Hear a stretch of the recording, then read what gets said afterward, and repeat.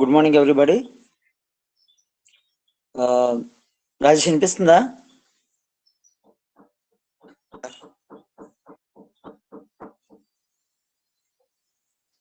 Okay. So ఈరోజు last క్లాస్లో మనం బ్లాక్ బాడీ రేడియేషన్ గురించి మనం చెప్పుకున్నామండి.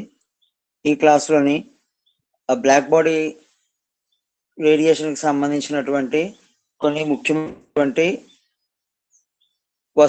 బ్లాక్ బాడీ అంటే ఏ విధంగా తయారు చేస్తారు, కొన్ని బ్లాక్ బాడీస్ మరియు వాటి తాలూకా రేడియేషన్ లాస్, వికిరణ నియమాలు మనం తెలుసుకుంటాం. సో ఈరోజు మనం ఫెర్రీ కృష్ణ వస్తువు గురించి మనం తెలుసుకుందాం. సో ఫెర్రీ కృష్ణ వస్తువులో మనకి రెండు స్పియర్స్ ఉంటాయండి, గోళాలు ఉంటాయి. రెండు స్పియర్ ఉంటుంది, రెండు గోడలు కలిగినటువంటి స్పియర్ అంటాము. లోపల సైడ్ ఉండేటటువంటి గోడ పూర్తిగా బ్లాక్ ఇన్ చేయబడుతుంది, పూర్తిగా నల్ల రంగు పూయబడి ఉంటుంది. దానికి ఆ పైవైపు ఉండేటటువంటి గోళం, పైవైపు ఉండేటటువంటి ఆ యొక్క హాలో స్పియర్ అంటారు S1. దానికి ఏమొచ్చి పూర్తిగా పాలిష్ చేయబడి ఉంటుంది.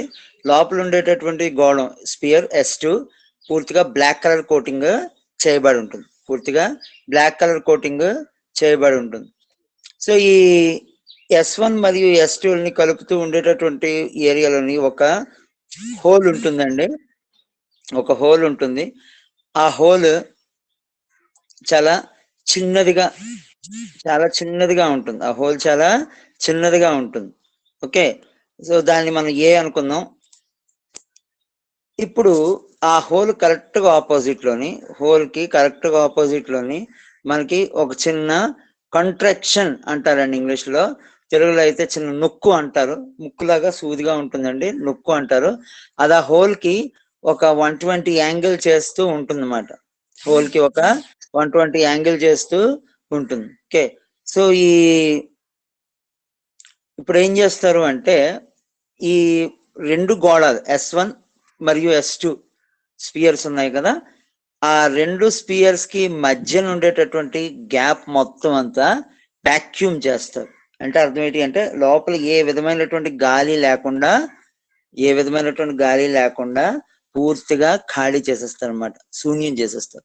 దానివల్ల ఏంటి అంటే, ఈ S1 మరియు S2ల మధ్యలోని ఉండేటటువంటి ఏదైనా సరే హీట్ అనేది బయటకు వెళ్లకుండా అలా ఉండిపోతుంది అన్నమాట. S2 దగ్గర ఉండేటువంటి వేడి బయటికి వెళ్లకుండా కొంత అవరోధం కలగబడుతుంది, పూర్తిగా ఆగిపోదండి. ఎందుకంటే రేడియేషన్ అనేది యానకంతో, మీడియం తోటి సంబంధం లేకుండా పూర్తిగా స్వేచ్ఛగా స్వేచ్ఛ ఉండేటటువంటి పదార్థం లేదా శక్తి, ఎనర్జీ. సో S2 వేడెక్కితే ఆటోమేటిక్ గా S1 కూడా వేడెక్కుతుంది. కానీ గాలి వంటి మధ్యలో ఉండేటటువంటి మీడియం ఉండడం వల్ల, యానకాలు ఉండడం వల్ల ఏమవుతుంది అంటే, ఆ వేడి తొందరగా బయటకు పోతుంది. సో అలా పోకుండా ఉండడం కోసం ఏం చేస్తారంటే, ఆ మీడియం ఏమీ లేకుండా సెట్ చేస్తారు అన్నమాట. సో ఇక్కడ ఏం జరుగుతుంది, ఫస్ట్ ఏం చేస్తారంటే, ఒక ఫిక్స్డ్ రేడియేషన్ ని కొంత యాంగిల్ తోటి ఆ యొక్క హోల్లోకి పడేలాగా చేస్తారు. ఒకసారి మీరు ఆ రేడియేషన్ లైన్ AB గమనించండి, కిరణము ABని గమనించండి. హోల్లోకి పడేలాగా చేసి అది స్ట్రెయిట్ గా వెళ్ళి ఆ యొక్క నొక్కు ఉంది కదా, కంట్రిక్షన్, దానికి కోణం చేస్తూ దాని మీద పతనం చెందుతుంది అనమాట, ఇన్సిడెంట్ అవుతుంది. సో అలా ఇన్సిడెంట్ అయినప్పుడు అది వెనక్కి మరలకుండా కొంత యాంగిల్తో ఇన్సిడెంట్ అయింది కాబట్టి, ఆ గోళం లోపల అలా మూవ్ అయ్యి కంటిన్యూస్ గా ఏమవుతుంది అంటే, ఆ S2 అనేటటువంటి ఆ యొక్క గోళం ఆ యొక్క వికిరణాన్ని, రేడియేషన్ ని పూర్తిగా అది అబ్జార్బ్ చేసేసుకుంటుంది, పూర్తిగా శోషణం చేసేసుకుంటుంది. అంటే ఇక్కడ అర్థం ఏంటి, నువ్వు లోపలికి పంపించేటటువంటి వికిరణం రేడియేషన్ ఏదైనా సరే బయటికి రాదు. సో ఈ విధంగా ఒక బ్లాక్ బాడీని తయారు చేస్తామన్నమాట. బ్లాక్ బాడీ కృష్ణ వస్తువు తాలూకా బేసిక్ డెఫినేషన్. కృష్ణ వస్తువు తాలూకా బేసిక్ డెఫినేషన్ ఏంటి? తన మీద పడేటటువంటి వికిరణం రేడియేషన్ ని ఏమ్మా ఎనీ ప్రాబ్లం? సో కృష్ణ వస్తువు మీద ఏమా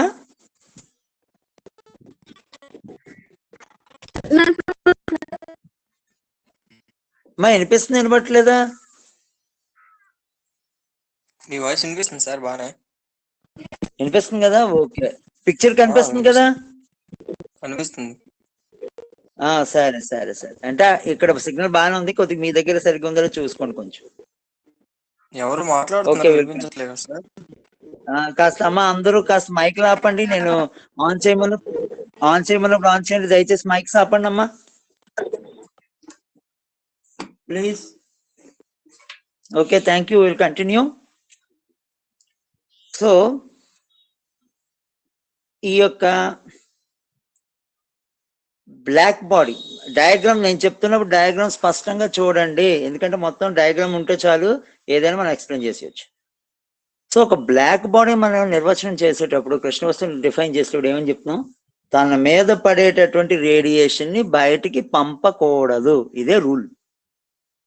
సో ఇక్కడ ఏం జరుగుతుంది అంటే ఏబి అనేటువంటి రేడియేషన్ లైన్ అనుకుందాం, ఏబి కిరణం అనుకుందాం. అది అలా లోపలికి వచ్చి లోపల లోపల లోపల లోపల కంటిన్యూగా అది పరావర్తనాలు రిఫ్లెక్షన్స్ అయ్యి ఆ S2 అనేది కంటిన్యూస్ గా యొక్క రేడియేషన్ అనేది పీల్ చేసుకుంటూ ఉంటుంది. అంటే దాని అర్థం ఏంటి? ఆ లోపలికి ఒకసారి ఎంటర్ అయినటువంటి రేడియేషన్ ఇంకెట్టి పరిస్థితుల్లో బయటికి వెళ్ళదన్నమాట, ఇంకెట్టి పరిస్థితుల్లో బయటికి వెళ్ళదు. సో దీన్ని మనం బ్లాక్ బాడీ అని చెప్పొచ్చు. ఈ గోళాన్ని అంటే ఈ యొక్క ఇన్స్ట్రుమెంట్ ని మనకి ఫెర్రీ అనేటటువంటి శాస్త్రవేత్త తయారు చేశాడండి. సో దీన్ని మనం ఫెర్రీ బ్లాక్ బాడీ అంటాం. దీన్ని మనం ఫెర్రీ బ్లాక్ బాడీ అంటాము.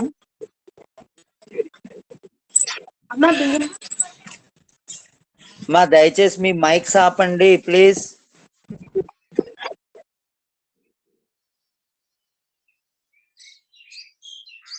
దీన్ని మనం ఫెర్రీ బ్లాక్ బాడీ అనేసి చెప్తా ఉంటారు, ఫెర్రీ బ్లాక్ బాడీ అనేసి చెప్తా ఉంటాం. ఓకే, సో ఇది ఓన్లీ తక్కువ వేవ్ లెన్స్ దగ్గర మాత్రమే పనిచేస్తుందండి. తక్కువ మొత్తంలో ఉండేటటువంటి కాంతి తరంగ దైర్ఘ్యాల మధ్య మాత్రమే పనిచేస్తుంది అన్నమాట. అంటే దాని అర్థం ఏంటి అంటే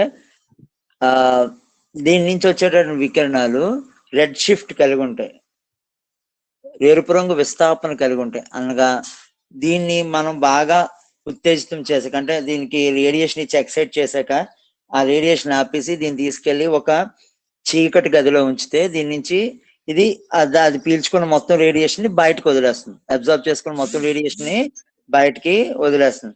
అలా వదిలేసేటప్పుడు మనకి వచ్చేటటువంటి స్పెక్ట్రమ్ వికిరణ వర్ణపటం అనేటువంటి రేడియేషన్ స్పెక్ట్రమ్, ఎమిషన్ స్పెక్ట్రమ్, వికిరణ వర్ణపటం లేదా ఉద్గార వర్ణపటం అంటాం. ఈ ఎమిషన్ స్పెక్ట్రము మనకి రెడ్ షిఫ్ట్ ని కలిగి ఉంటుంది. అంటే ఎరుపు రంగు కాంతి తర్వాత అనమాట, అనగా ఇన్ఫ్రారెడ్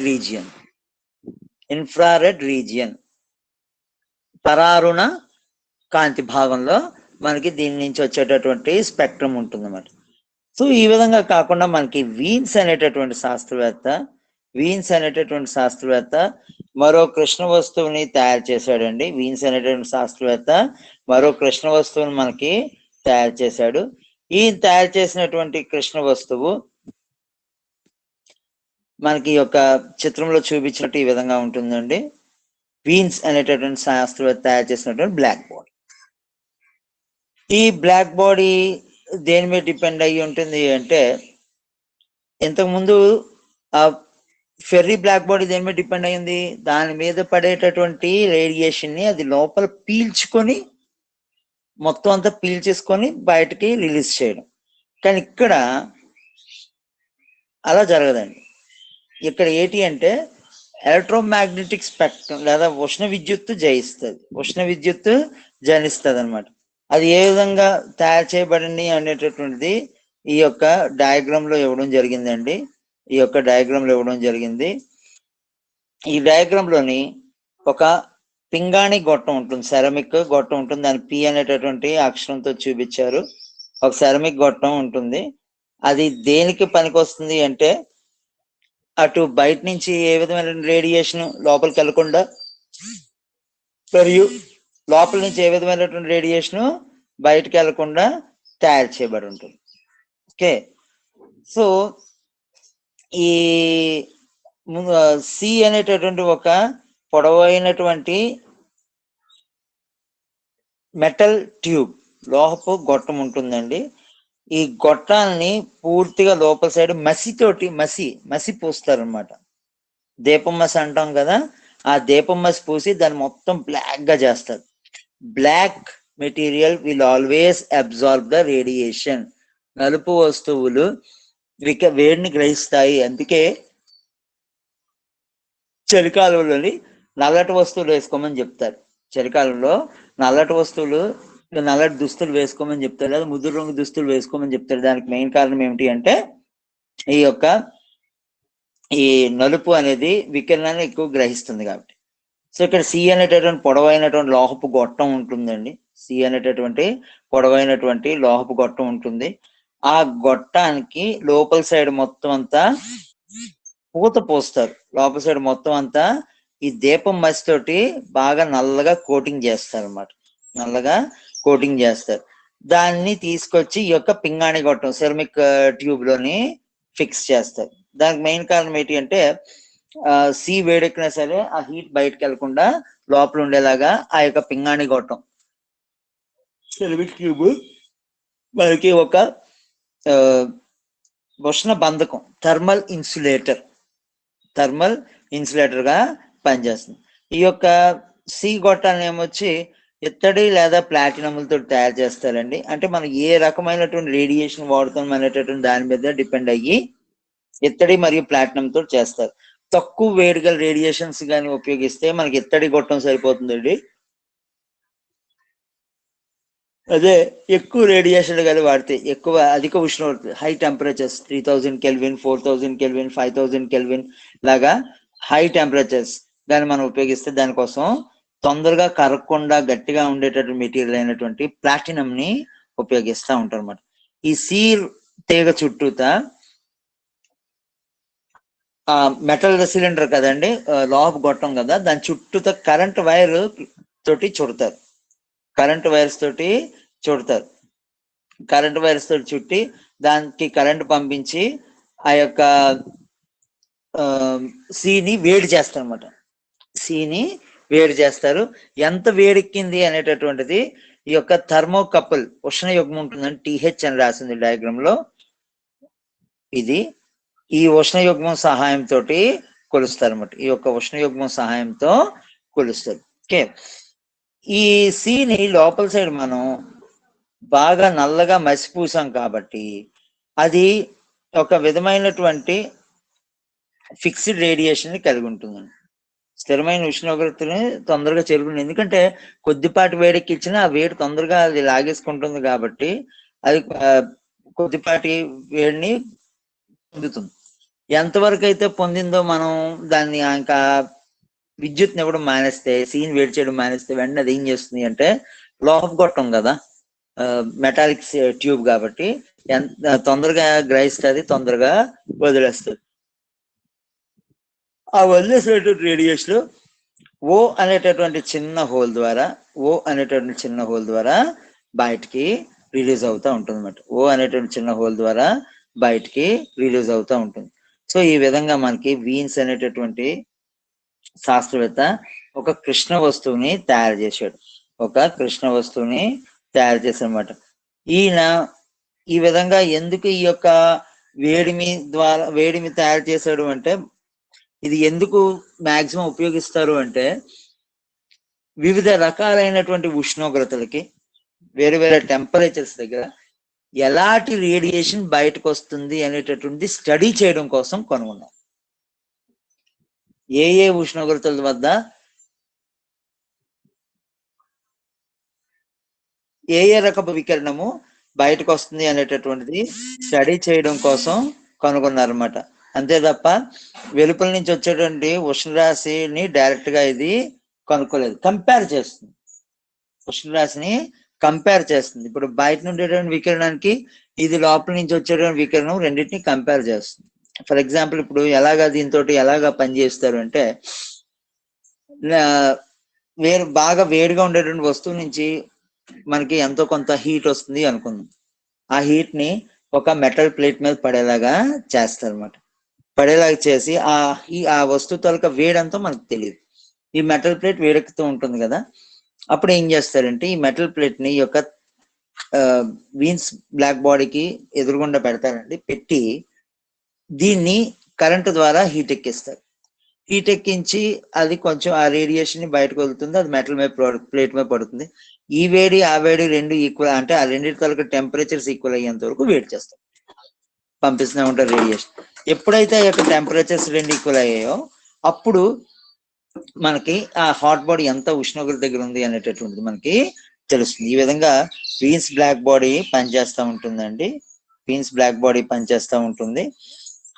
ఈ రెండు బ్లాక్ బాడీస్ మధ్య ఉండేటటువంటి మెయిన్ డిఫరెన్స్ ఏంటి అంటే, Wien's black body total radiation కొలుస్తుంది, మొత్తం వికిరణాన్ని కొలుస్తుంది. వీన్స్ బ్లాక్ బాడీ మొత్తం వికిరణాన్ని కొలుస్తుంది. కానీ ఈ యొక్క ఫెర్రీ బ్లాక్ బాడీ, ఫెర్రీ కృష్ణ వస్తువు అనేది మాత్రం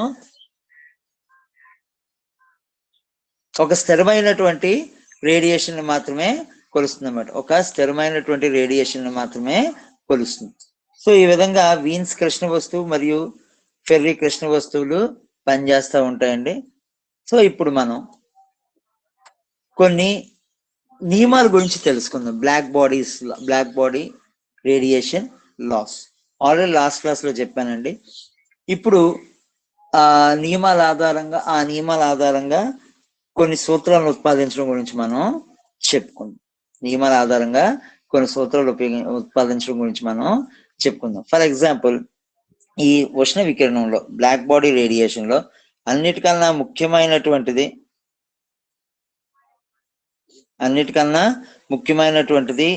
ఒకటి ఉందండి. అదేంటి అంటే Stephen Boltzmann law, Stephen Boltzmann సూత్రము. అది ఏమనిస్తుంది? యాక్చువల్లీ బ్లాక్ బాడీ రేడియేషన్ కి సంబంధించి మొట్టమొదటి నియమముగా, ఫస్ట్ లాగా బ్లాక్ బాడీ రేడియేషన్ కి సంబంధించి మొట్టమొదటి నియమముగా మనం ఈ యొక్క స్టీఫెన్ బోల్ట్జ్మాన్ నియమాన్ని మనం ఇవ్వచ్చు. ఓకే, సో ఇది ఏం చెప్తుంది? ఒక పరిపూర్ణ కృష్ణ వస్తువు నుంచి ఏకాంక వైశాల్యము గల తలము నుండి ఏకాంక కాలంలో వెలువడే వికిరణ శక్తి మొత్తం విలువ ఆ వస్తువు యొక్క పరమ ఉష్ణోగ్రత యొక్క 4వ ఘాతానికి అనులోమానుపాతంలో ఉంటుంది. ఇది Stephen Boltzmann law.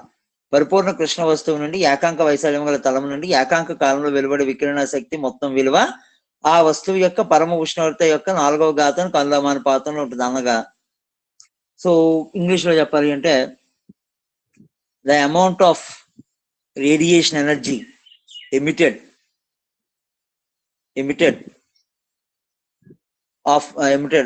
from a ideal black body or say perfect black body. అక్కడ perfect black body అనే పదం ఇంపార్టెంట్ అండి. the amount of energy emitted per unit cross section area in unit time of a perfect black body is proportional to the 4th power of absolute temperature of the body. Okay, so the total radiation energy emitted from a unit cross sectional area in unit time of a perfect black body is directly proportional to the fourth power of its absolute temperature. ఇది Stefan Boltzmann law యొక్క Stefan Boltzmann నియమం అండి. ఈ నియమం ప్రకారం మనకి formula E b proportional to T power 4 అంటారు. E b అంటే ఏంటి అంటే emissive power of black body లేదా ఒక పరిపూర్ణ కృష్ణ వస్తువు యొక్క ఉద్గార సామర్థ్యం అంటాం. ఎమిసివిటీ అంటారు ఇంగ్లీష్ లో. ఉద్గార సామర్థ్యం దాన్ని ఈబితో చూపిస్తారు. B is nothing but black body అనమాట. Is equal to sigma T power 4 అని ఈక్వేషన్ ఇస్తారండి. Sigma T power 4. టీ ఏమొచ్చి ఇక్కడ మనకి పరిపూర్ణ కృష్ణ వస్తువు యొక్క ఉష్ణోగ్రత. అది కూడా మామూలు ఉష్ణోగ్రత కాదండి, అబ్సల్యూట్ టెంపరేచర్. అబ్సల్యూట్ టెంపరేచర్ అంటే కెల్విన్స్ లో ఉంటుంది. ఆర్డినరీ జనరల్ గా డిగ్రీ సెంటిగ్రేడ్ లో ఉంటుంది. దాన్ని స్మాల్ లెటర్ టీ తోటి చూపిస్తాము. ఇది మనకి కెల్విన్ లో ఉంటుంది. క్యాపిటల్ లెటర్ టీ తోటి మనం చూపిస్తాం అనమాట. క్యాపిటల్ లెటర్ టీ తోటి మనం చూపిస్తాం. ఓకే, సో అబ్సల్యూట్ టెంపరేచర్ దీనికి 4th పవర్, 4వ ఘాతం టీ పవర్ 4. సిగ్మా అని మనం ఇట్స్ ప్రపోర్షనాలిటీ కాన్స్టెంట్, అనుపాత స్థిరాంకం అంటారు. దాన్ని మనం స్టీఫెన్ స్థిరాంకం అని కూడా అనొచ్చు, స్టీఫెన్ కాన్స్టెంట్ అని కూడా అనొచ్చు. దాని తాలూకా value sigma equals to 5.67 into 10⁻⁸ watts per metre square per kelvin power 4. Kelvin power 4. ఈ విధంగా మనం ఒక పర్ఫెక్ట్ బ్లాక్ బాడీ రేడియేషన్, ఒక పర్ఫెక్ట్ బ్లాక్ బాడీ రేడియేషన్ యొక్క మొట్టమొదటి మరియు ప్రాథమికమైనటువంటి నియమం, fundamental law of radiation of perfect black body, పరిపూర్ణ కృష్ణ వస్తువు యొక్క ప్రాథమిక నియమం అనమాట. ఉష్ణ వికిరణ ప్రాథమిక నియమం. సో ఆ నియమాన్ని బేస్ చేసుకొని మనకి ఈ యొక్క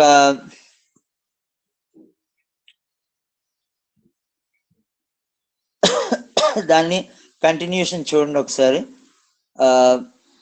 వస్తువు యొక్క ఉద్గారత అని చెప్పాం కదా, దాన్ని మనం ఈ విధంగా కూడా రాసుకోవచ్చు అండి. R equals to sigma T1 power 4 minus T2 power 4. ఇక్కడ ఏంటి అంటే మొత్తం అన్ని తరంగ దైర్ఘ్యాలు, అన్ని రేడియేషన్ వేవ్ లెన్స్ ని మనం ఉపయోగిస్తున్నాం కాబట్టి దాని తాలూకా టోటల్ ఎనర్జీకి మరో బ్లాక్ బాడీకి మధ్య ఉండేటటువంటి డిఫరెన్స్ కానీ మనం తీసుకున్నట్లయితే, పర్ఫెక్ట్ బ్లాక్ బాడీకి ఆర్డినరీ బ్లాక్ బాడీకి మధ్యన మనం కానీ కంపారిజన్ చేసినట్లయితే ఈ యొక్క ఈక్వేషన్ వాడతారు. R equals to sigma T1 power 4 minus T2 power 4. T1 అనేది ఒక బ్లాక్ బాడీ తాలూకా టెంపరేచర్, T2 అనేది మరో బ్లాక్ బాడీ తాలూకా టెంపరేచర్. బట్ ఏదైనా సరే రెండిటి తాలూకా టైం ఇంటర్వల్ ఒకే విధంగా ఉండాలండి. అలాగే యూనిట్ క్రాస్ సెక్షనల్ ఏరియా లేదా ఏకాంక వైశాల్య భాగం అది కూడా ఒకే విధంగా ఉండాలి. అలా ఉన్న రెండు బ్లాక్ బాడీస్ ని తీసుకోండి. ఒకటి ఎక్కువ ఉష్ణోగ్రత వద్ద, ఒకటి తక్కువ ఉష్ణోగ్రత వద్ద. ఎక్కువ ఉష్ణోగ్రత T1 అనుకోండి, తక్కువ ఉష్ణోగ్రత టెంపరేచర్ T2 అనుకోండి. సో ఈ రెండిటి మధ్య ఉండేటటువంటి యొక్క ఎమిసివిటీలో ఉండేటటువంటి డిఫరెన్స్ లేదా ఒక కాలంలో కోల్పోయే ఉష్ణ వికిరణ శక్తి మొత్తం, హాట్ బాడీ నుంచి కోల్డ్ బాడీకి మనకి టెంపరేచర్ ప్రయాణిస్తుంది కదా, వేడి ఎనర్జీ వెళ్తూ ఉంటుంది కదా. సో ఆ కాన్సెప్ట్ గానే మనం తీసుకున్నట్లయితే ఈ యొక్క వేడిగా ఉండేటటువంటి బ్లాక్ బాడీ నుంచి, అంటే T1 డిగ్రీస్ టెంపరేచర్ దగ్గర ఉండేటువంటి బ్లాక్ బాడీ నుంచి T2 డిగ్రీస్ టెంపరేచర్ దగ్గర ఉండేటువంటి బ్లాక్ బాడీకి ఈ రేడియేషన్ వికిరణం అనేది పూర్తిగా ప్రయాణిస్తుంది అని మనం తీసుకున్నట్లయితే, ఒక యూనిట్ టైం ఇంటర్వెల్ లో, ఒక ఏకాంక కాలంలో ఆ యొక్క వేడిగా ఉండేటటువంటి బ్లాక్ బాడీ ఎంత మొత్తంలో ఎనర్జీని కోల్పోతుందో ఈ యొక్క ఈక్వేషన్ మీకు ఇవ్వడం జరిగింది. ఇగో ఈ ఈక్వేషన్ మీకు ఇస్తుంది. ఎంత ఎనర్జీని కోల్పోతుందో ఆ ఈక్వేషన్ ఇస్తుంది.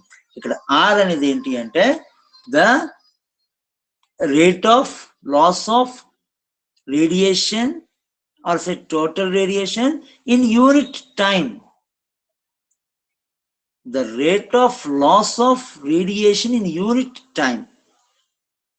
ఏకాంక కాలంలో ఏకాంక వైశాల్యం నుంచి వేడిగా ఉండేటటువంటి వస్తువు కోల్పోయేటటువంటి ఉష్ణ వికిరణ శక్తి మొత్తం దాన్ని మనం ఆర్ తోటి చూపిస్తాం అన్నమాట.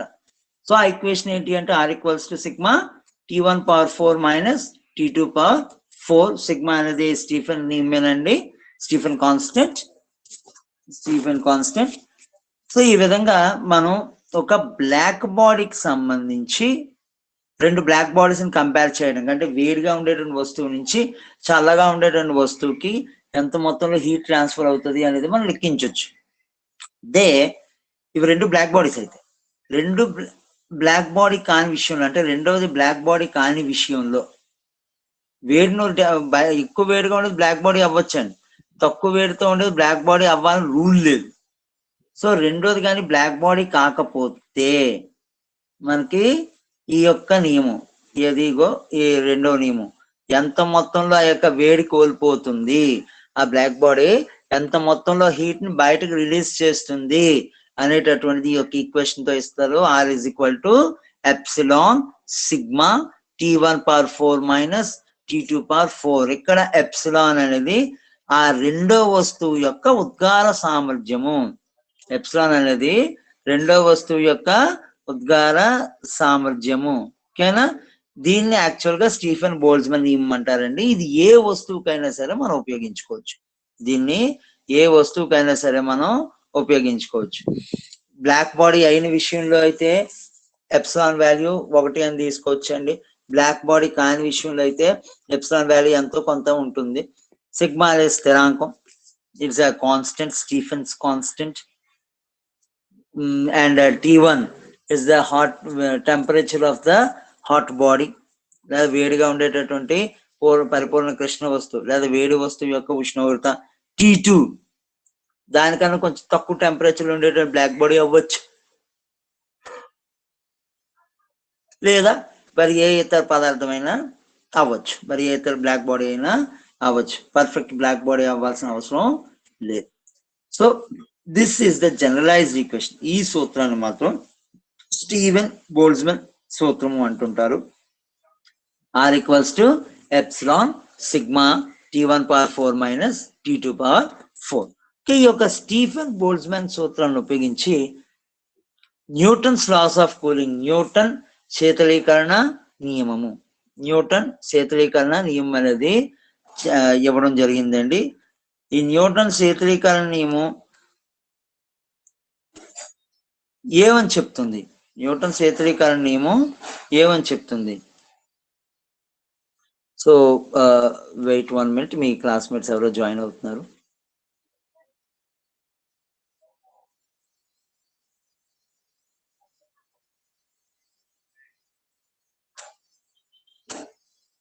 సో ఎవరికైనా ఏమైనా డౌట్స్ ఉన్నాయమ్మా? Anybody can speak out. ఇప్పుడు చెప్పింది క్లాస్ అర్థమవుతుందా? అర్థమవుతుంది అంటే విల్ కంటిన్యూ. అర్థమవుతుందా?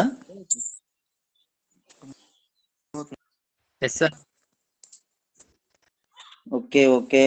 So I will take another 4-5 minutes. Okay, so what is Newton law of cooling? Newton శీతలీకరణ నియమం ఏమని చెప్తుంది? న్యూటన్స్ లాస్ ఆఫ్ కూలింగ్ ఏం చెప్తుంది అంటే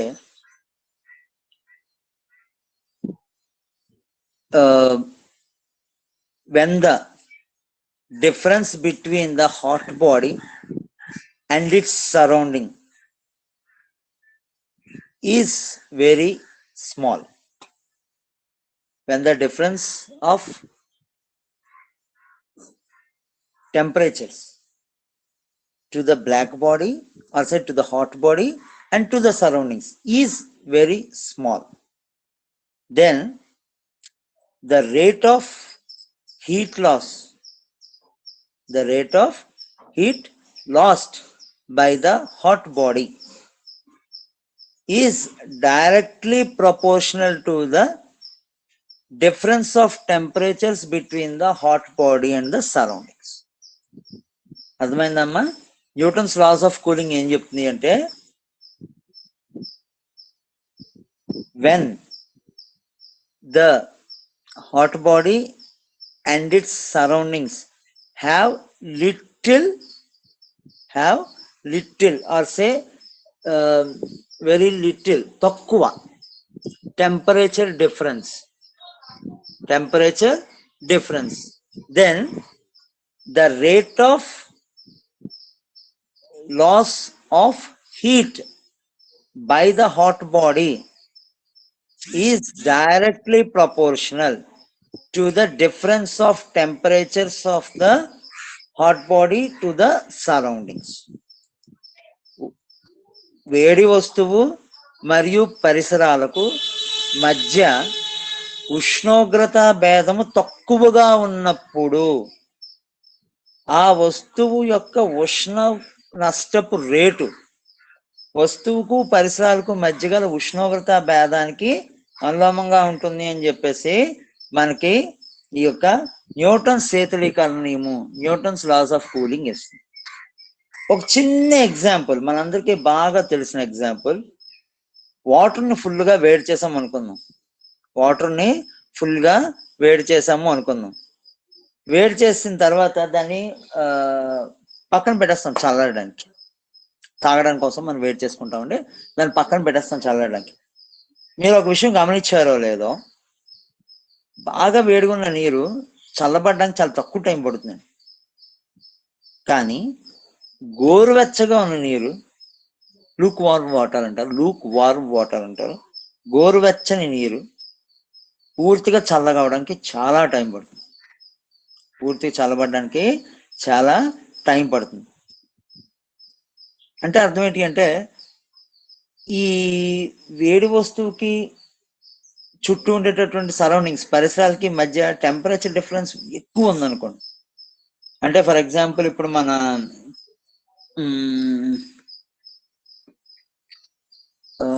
ఏమని చెప్తాం, సరే మనం టిఫిన్ అది చేస్తాం, వేడివేడిగా అట్లు వేసుకుంటాం కదా, అట్లు ప్లేట్లో పెట్టగానే ఎంతసేపు వరకు వేడి ఉంటుంది మహా అంటే 1 minute or 2 minutes.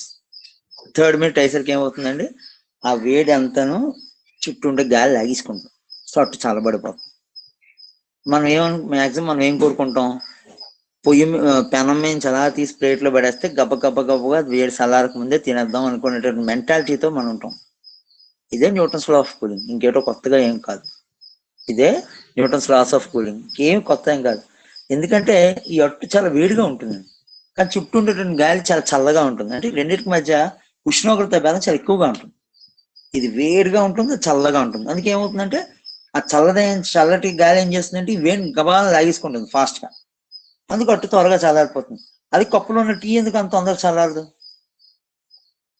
బికాస్ ఆ టీ చుట్టూ ఉండేటటువంటి ఆ యొక్క టీని మనం కప్పులో కానీ లేదా గ్లాసులో కానీ వేస్తాం. సో ఆ కప్పు లేదా గ్లాస్ ముందు బాగా వేడిగా ఉంటాయి.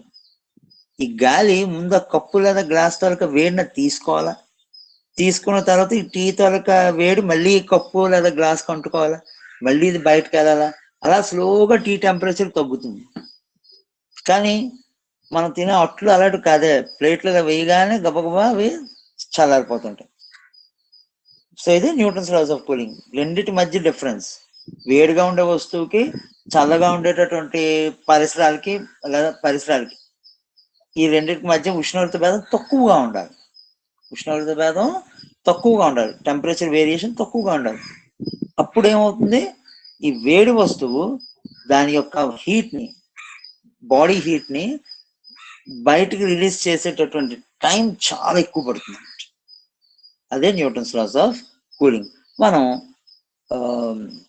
నెక్స్ట్ క్లాస్లో ఈ న్యూటన్స్ లాస్ ఆఫ్ కూలింగ్ తాలూకా పూర్తి స్థాయి వివరణ, అంటే రేపటి క్లాస్లో పూర్తి స్థాయి వివరణ మరియు కొన్ని నియమాలు నేర్చుకుందామండి. Okay, thank you.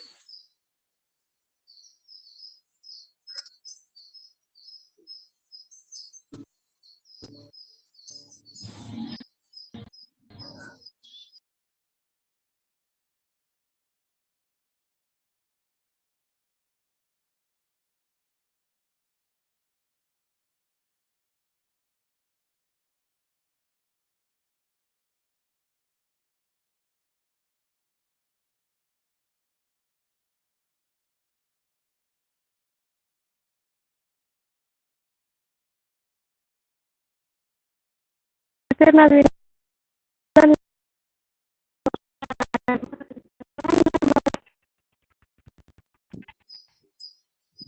క్లాస్ అర్థమైందా?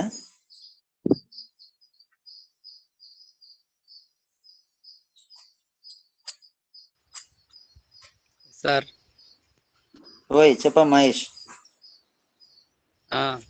అర్థమైంది సార్. Okay okay. సో దీనికి వీడియో లింక్ సాయంత్రం కల్లా నేను పంపిస్తానమ్మా. Okay sir. ఓకే అమ్మా. అక్కడ ఎలాగుంది వాతావరణం? బాగా వర్షాలు పడుతున్నాయి లేకపోతే మామూలుగా ఉందా? వర్షాలు పడుతుంది సార్. సరే అయితే. సరే Amrita. Okay okay okay sir. Amrita sir చెప్పండి. ఏం లేట్గా వచ్చా? సార్ లేట్గా వచ్చావేమి? అంటే పిన్ని వాళ్ళ